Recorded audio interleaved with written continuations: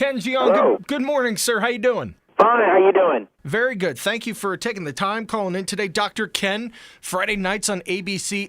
You're an actual real-life doctor. Yeah, I know. It's crazy to say. I've said it many times, many interviews, many things, but it's still I know the surprise.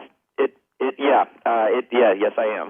It's still, if I were hearing it for the first time myself, I'd be like, yeah, I don't believe that. So. Well, I mean, that's good news, because I've had this rash on my inner thigh for like the past 2 weeks. Can I text you a photo of it, and can you give me like a quick diagnosis? Sure. You're best off starting with some sort of hydrocortisone cream. If that doesn't work, maybe switch to a fungal.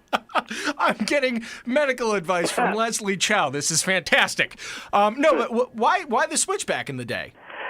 You know, to me, when I was in college, I started, I actually was pre-med at Duke, and then discovered acting in college, and then I just got bitten by the acting bug, and I got into the School of Drama at Duke, and then, but I opted not doing that because I was still pre-med, and just one thing led to another, and when I was in med school, I did stand-up comedy on the side, and I just wanted to just keep performing, and I just kept up with it, went with the flow. Eventually, just as a hobby, I was still working as a doctor, still got on Comedy Central and did some stand-up, and got an agent out of it, and then auditioned for Knocked Up, where they're looking for a role of a doctor, and that became a hit, and then I got the part of Mr. Chow in The Hangover, and that just gave me a career. It was these series of moments that led to everything. It wasn't really one thing, if that makes sense. But however, having said that, Hangover just changed everything. It just gave me a career, just put me on the map. Have you had any former patients ever reach out and be like, I can't believe I turned my head and coughed for, Leslie Chow or Senor Chang? I've had patients come to watch tapings of Dr. Ken, and which has been amazing because we tape in front of a live audience every Tuesday night, and patients have come to the shows. It's just been very fulfilling. And I keep in touch with some of my patients, by email or Facebook and things like that. So now I miss my patients. I have better hours now as in TV and film, but. And how close is Dr. Ken to your years as a doctor? Pretty spot on, or? Well, both me and the character work in an HMO as in primary care medicine. That's where it ends. I mean, my character is more abrasive with his patients comedically, where it is in real life. I was pretty serious and pretty sincere with my patients. I never joked around. So that's more of the comedic persona that I'm known for, kind of blending in with my real life. Yeah. And also Ride Along 2 out in theaters now. You, Ice Cube, Kevin Hart. I'm looking at the stats online, and I know you can't trust everything you read on the internet. Sure. Settle this debate in my mind, because it's very important, clearly. Who is taller, Ken Jeong or Kevin Hart? I'm taller, but Kevin's the bigger star.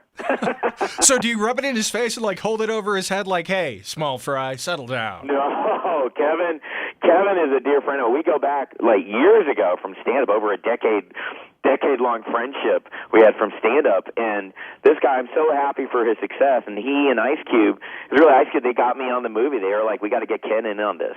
So Kevin's given me a lot of love throughout the years, not just before he became famous. This guy, he's just one of the true, genuine, real-deal articles in comedy. And everyone in comedy, behind the scenes, they love Kevin Hart because he was just always cool on his way up the ladder, and now he's at the very top.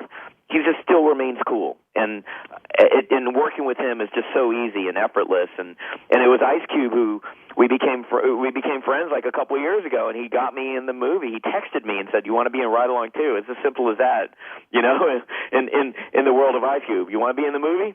Sure. All right, you're in. So.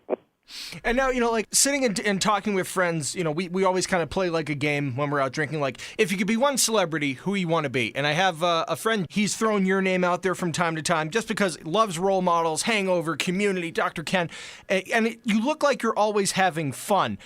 Is there a downside to being Ken Jeong? I mean, to be honest, I never thought I would even work this much in this business. I didn't. And, I always have that thinking of I just quit my day job just a few years ago. I don't know how long this is going to last, and this is 10 years later. And so for me, I'm just so there's still a side of me. I just can't believe I'm working at all, and that to me, I think, and people have told me, even my wife has said, there is just that joy of performing that you're just happy doing anything, you just can't believe that you're here. I remember Sandra Bullock said that when I did one of the first movies I did was all about Steve, and she said, Ken wanders around set like he truly can't believe he's here. And I kind of hope that mentality never changes, because I think that's kind of what keeps me going, is to have that kind of beginner's mind, I really I just love performing. You take away